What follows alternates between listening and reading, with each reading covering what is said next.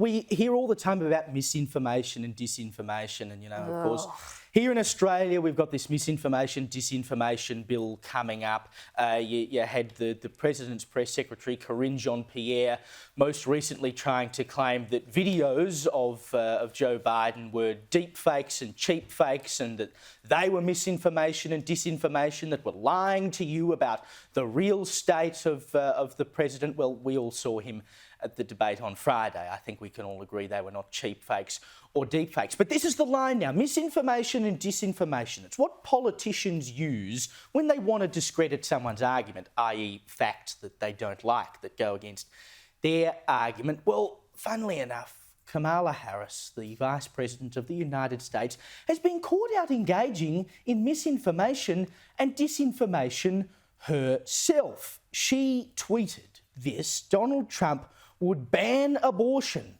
nationwide.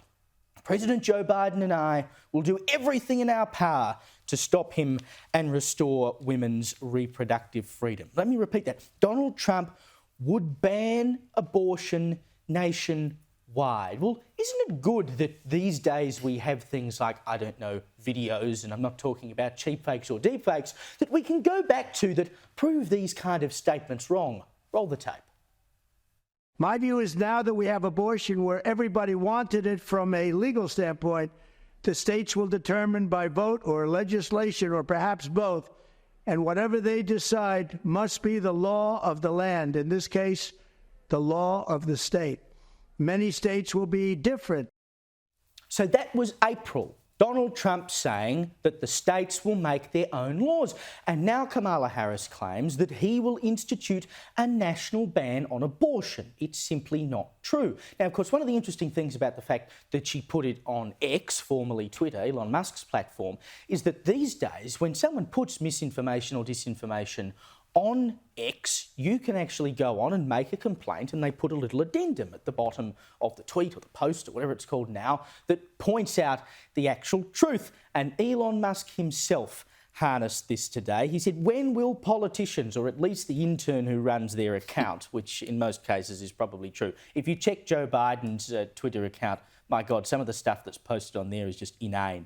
And learn that lying, when will they learn that lying on this platform does not work anymore? I mean, it's just a bald-faced lie. On what basis would she try to claim that there is going to be a nationwide ban on abortion? He's literally never said it. Because they're shilling for votes, and right now they are desperate for votes, especially after Friday's performance from the sitting president, or should I say lack thereof, performance.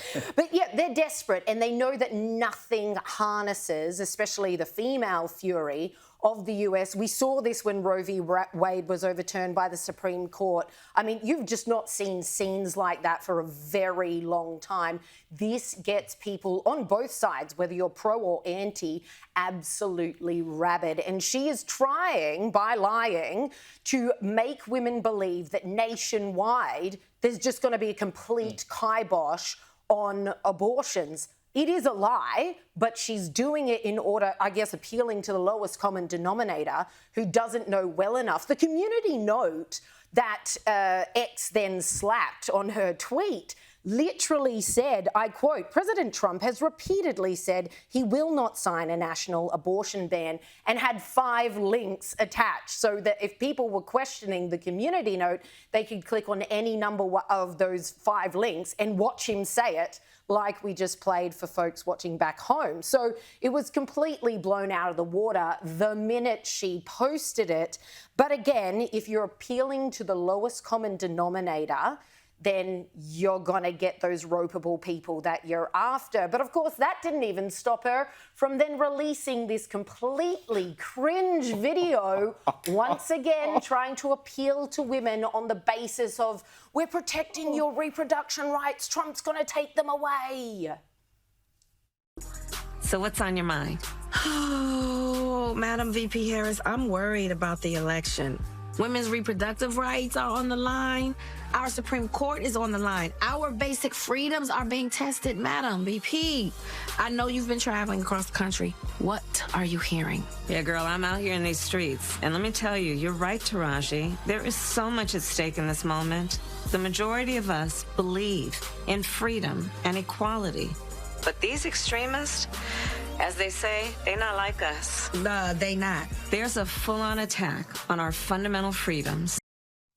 A full-on attack on our fundamental freedoms. Don't you just love it? The more they refer to anyone who believes differently to them as extremists, I'm like, this is wearing so thin so fast. Nobody believes you anymore. Yeah, girl, I've been out on these streets and imagine running an administration so bad, failing so epically, that your greatest hope for re-election is to boast that you'll be more effective in killing the unborn than your opponents. Yes. Well, Back in March, they not Kamala like Harris proudly announced a historic tour of abortion clinics throughout America, boasting that she was the first sitting president or vice president to actually visit an abortion clinic. And this was her big pitch to voters. There's almost 1 million unborn children aborted every year in the United States. And the best that the Biden administration can do coming up to this election is say, we'll make sure that continues. That's how epically bad they are. It's just a disgrace.